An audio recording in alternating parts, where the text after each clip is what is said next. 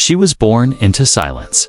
Not the peaceful kind, but the kind filled with unanswered questions, stares that cut deep, and laughter that wasn't shared but aimed at her like arrows. In a world where voices ruled and beauty had rules, she had neither. She could not speak. She could not hear. And because she was different, the world decided she had no worth. They called her cursed, ugly, useless, even dangerous. They pointed fingers as if her silence was a sin. She lived at the edge of the village in a small, crumbling hut, raised by a woman who had nothing yet gave her everything: warmth, food, safety. Her days were filled with walking through narrow paths, picking herbs, and trying to stay out of the way. The other children avoided her or mocked her. The elders pitied her or scolded her. When things went missing, they always looked her way. No one saw her pain. No one saw the dreams that danced behind her eyes or the strength it took to smile.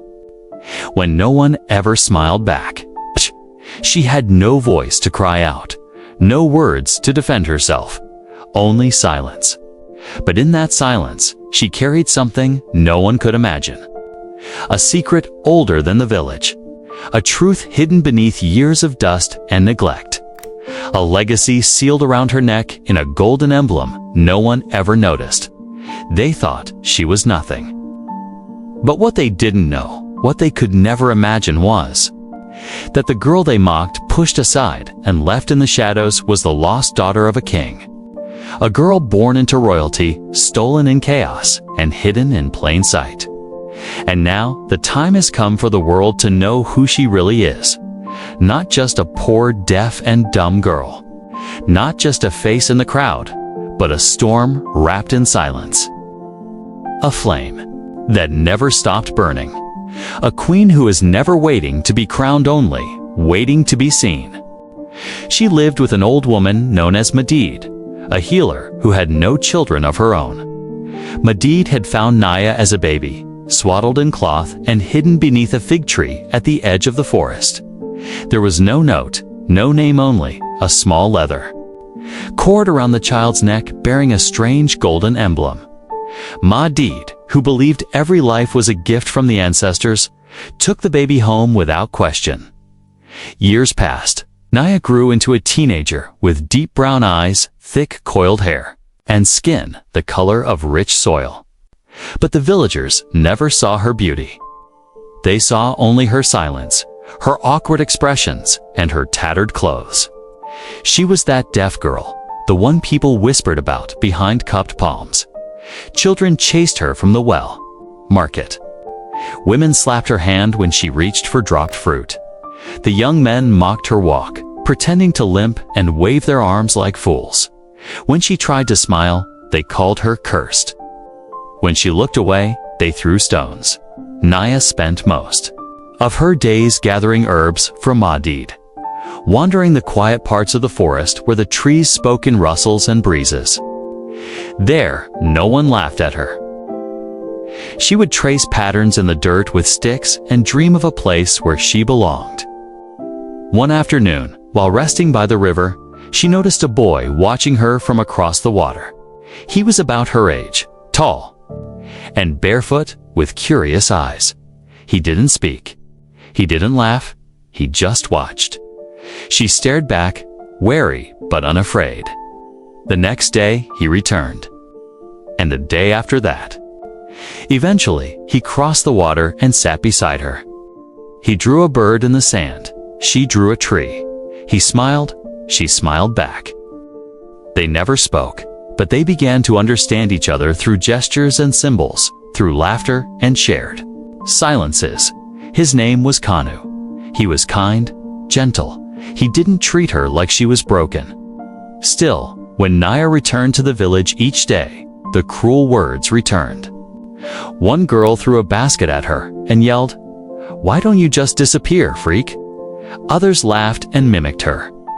She kept walking, head down, fists clenched. What no one knew, what even Naya herself didn't know, was that the emblem she wore under her tunic had once belonged to a royal bloodline. That far across the river, in a palace surrounded by guards and gold, a grieving king still mourned the baby daughter stolen from his arms during the war 14 years ago. But Naya did not know she was a princess. She only knew pain and silence and loneliness, and yet something inside her refused to break. Something strong, something royal. One evening, as the sun dipped low and the shadows stretched long across the village, Naya sat alone outside Mahdid's hut. Her hands trembled. Her face was sore from holding back tears. Inside, Mahdid stirred a pot of herbs, humming softly. She had seen the marks on Naya's arms, the bruise near her shoulder, the scrape on her leg. She said nothing but pulled Naya close and wrapped her in a shawl. The days grew heavier. The bullying became more cruel. A group of boys cornered her, near the goat pen. They smeared ash on her face and called her the ghost girl. When she tried to run, they tripped her and watched her fall into the mud. She crawled away, heart pounding, throat tight with soundless cries. The village laughed. Later that night, as she cleaned the mud from her skin by the river, Kanu found her. His eyes narrowed with concern, his fists clenched. She shook her head, trying to smile, but the tears came anyway. He took her hand and pulled her into the trees where the moonlight bathed them in silver. Kanu reached into a pouch tied to his waist and pulled out a piece of charcoal. He drew in the dirt a tall figure with a crown, a girl standing beside him, and a shining sun above them. Naya stared, confused. He pointed to her chest, to the leather cord beneath her tunic. Her fingers clutched it instinctively. She had never shown it to anyone, not even Mahdid. It was the only thing she'd had as a baby, a charm, a strange mark, a secret. Slowly, she pulled it out. The emblem glinted in the moonlight, an intricate gold carving shaped like a lion's head over a river. Kanu froze. His eyes widened. He knelt and stared at it, then at her, then back at the symbol. Naya didn't understand. She tried to take it back, but he held her wrist gently and shook his head. He motioned for her to follow him. They walked for nearly an hour, deeper into the forest, until they reached the old hut of Elder Mantu, the village storyteller and keeper of forgotten things. Mantu sat outside, sipping tea, his white beard glimmering like cotton. Kanu bowed low, then pointed to Naya and showed the emblem. Mantu's eyes changed. He stood slowly, took the emblem, turned it over in his hand, and whispered, "This hasn't been seen in 14 years." He looked at Naya, really looked. He reached out and touched the side of her face, his fingers gentle. Then he told a story of a king whose baby daughter was taken during a rebellion, a princess marked by silence, a child wrapped in gold, and hope lost beneath the trees during chaos. The royal guards had searched, but the forest had swallowed her. The emblem, Mantu said, was the seal of the river lion, the royal family's mark. Only one such charm had been made. It belonged to the lost princess. Naya listened, wide-eyed breath caught. Her fingers touched the charm again, as if trying to make it speak. Kanu looked at her with awe. Elder Mantu stood, lifted his walking stick, and said, "We must send word to the palace." But before they could move, the night howled with distant voices. Villagers were out with torches, searching for Naya. Someone had accused her of stealing fruit. The punishment was to be public. She would be dragged to the square and shamed once again. Mantu frowned. "It is time they know who she is," he whispered. He turned to Naya and bowed. The village square buzzed with noise and flickering torchlight. A crowd had gathered, eager to witness another spectacle. In the center stood the chief's guard, holding a wooden rod. At his feet, barefoot and shaking, stood Mahdid, her voice rising in protest. "She stole nothing," Mahdid shouted. "She doesn't even eat unless I place it in her hand." She's just a girl. But the villagers wanted a show. They wanted someone to blame for the missing mangoes, for the broken jar, for the unease in their hearts. They had always chosen Naya. It was easier that way. Two young men dragged Naya through the dirt, her tunic torn at the shoulder, her charm tucked beneath her skin. Her face was expressionless, but her eyes were wild with fear. Mahdid reached for her, but the guards held her back. Just as the first lash was raised, a voice cut through the crowd. "Stop." It was Kanu. He stood tall, eyes glowing with something fierce. Behind him came Elder Montu, leaning on his staff. The villagers stepped back. Montu had not come to the square in months. "She is not yours to hurt," the elder said. The chief frowned from his wooden seat. "This girl has always brought shame to our village. Why protect her now?" Montu lifted the golden emblem. The crowd hushed. "This," he said, holding it high, "belongs to the lost daughter of King Oban of the River Kingdom. It bears the mark of the river lion. It was given to the princess on the night she was born.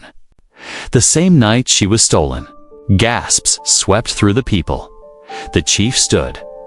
"That's not possible. She was hidden in the forest during the rebellion. Found by Mahdid, raised in silence. But she is no ordinary girl. She is of royal blood." He turned to Naya. "She is the princess." Whispers turned to murmurs, then to shouts. Some laughed in disbelief. Others fell to their knees. Naya clutched the charm in her fist. She looked around, overwhelmed, unsure. Kanu stepped forward and gently helped her stand. Mahdid wept, covering her face. That night, Elder Montu sent his fastest messenger to the palace. 3 days later, the royal convoy arrived. Trumpets sounded before the sun rose. Horses with golden armor, drummers, and dancers.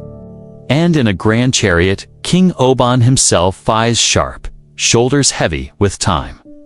He stepped into the square. The villagers bowed, stunned into silence. Montu presented Naya. The king looked at her, then at the emblem. He trembled, his lips parted, but no words came. Naya's hands shook. She looked into his eyes. Something passed between them, recognition not of the face, but of the soul.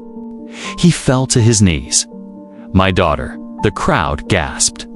He opened his arms and she ran into them.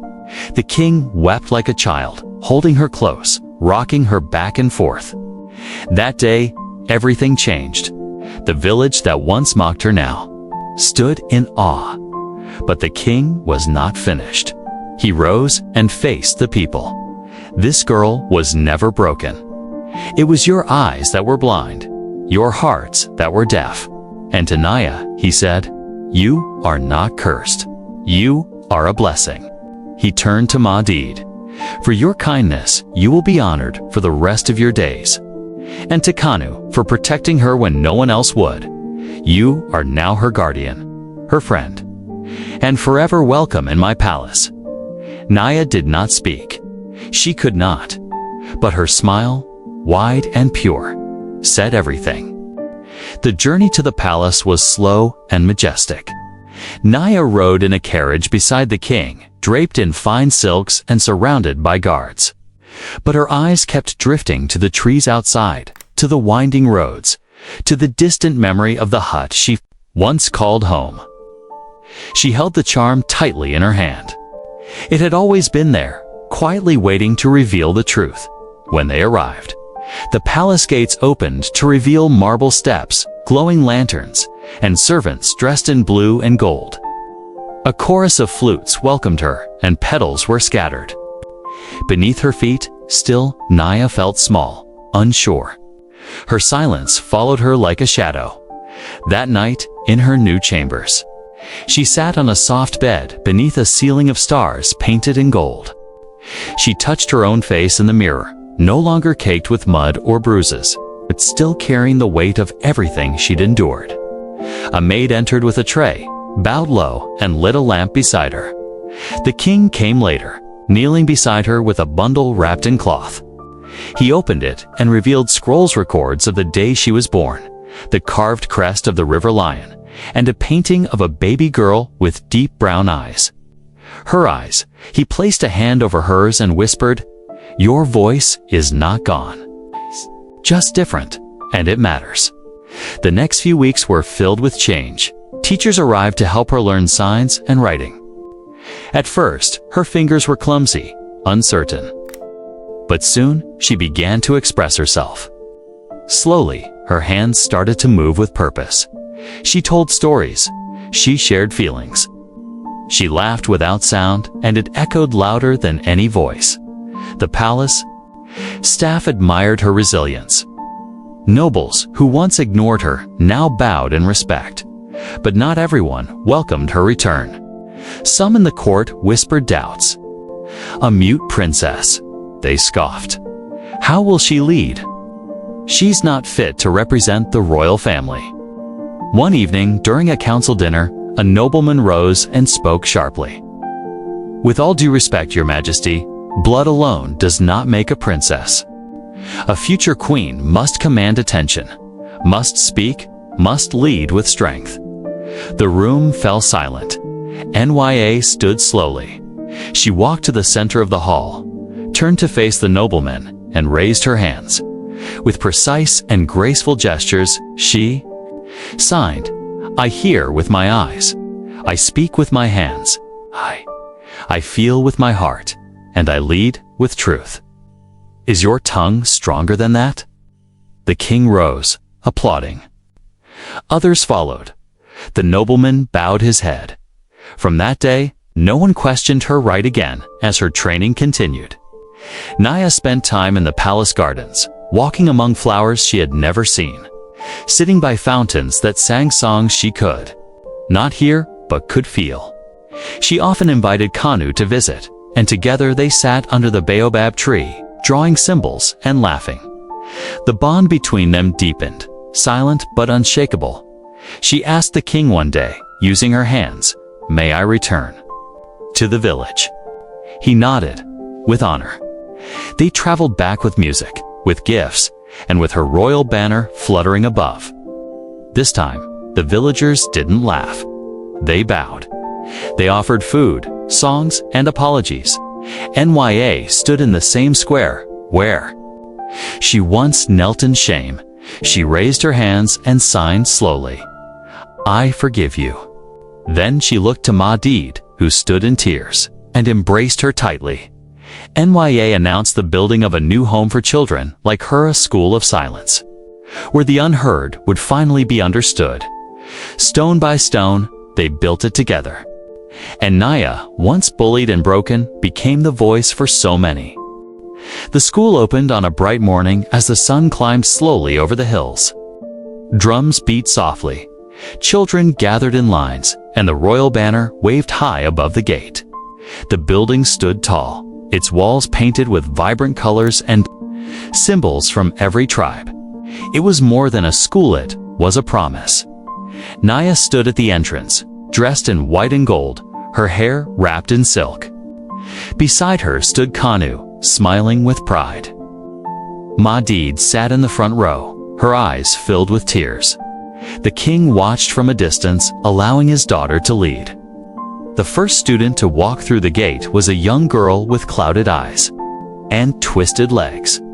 The next was a boy with no hands, followed by another who, like Nya, could not speak or hear. One by one, they arrived. None of them were turned away. Nya walked through the halls, touching the walls as if blessing them. She watched the children learn to sign, to draw, to build. She saw them laugh and cry without sound. She saw them begin to believe they mattered. Every week, she sat in the center of the courtyard and told stories with her hands. Tales of old kingdoms, of talking animals, of storms and stars. But most of all, she told her own story, the one no one had believed until it was too loud to ignore. She became a leader, not with words, but with vision. She changed laws. She helped start markets for disabled artisans. She opened new homes for orphans. And when the king grew ill, she sat by his side, signing songs to him in silence. He passed peacefully, holding her hand. Oh, she did not take the throne immediately. She waited. She walked among her people, visited every village, spoke to elders, and listened to the unspoken grief of mothers and the quiet strength of children. When she was ready, did she wear the crown? She stood before the kingdom, not with fanfare, but with fire in her spirit. She signed a single message to her. People's strength has many voices. Mine was always here. You just didn't listen. The crowd wept and clapped, some raising their hands in signs of respect. Years passed. The girl they once called ugly became the queen they loved beyond measure. Statues were built in her honor, not because she was royalty, but because she reminded the world that no one is too broken to rise, too silent to be heard, or too different to lead. And when the winds carried her name through the trees and across the rivers, they no longer said it with pity. They said it with pride. Naya, the queen of silence, the voice of the voiceless, the daughter of a king and of every forgotten child who dared to dream. Hoped you liked it. If you watched till the end, please comment "end" so that we could understand you were with us till the end. As well as, please, let us know, where are you watching from? Before leaving, please hit the subscribe button, comment your thought, and share with your nearest and dearest one. See you in the next one. Till to the next one, stay happy. Goodbye.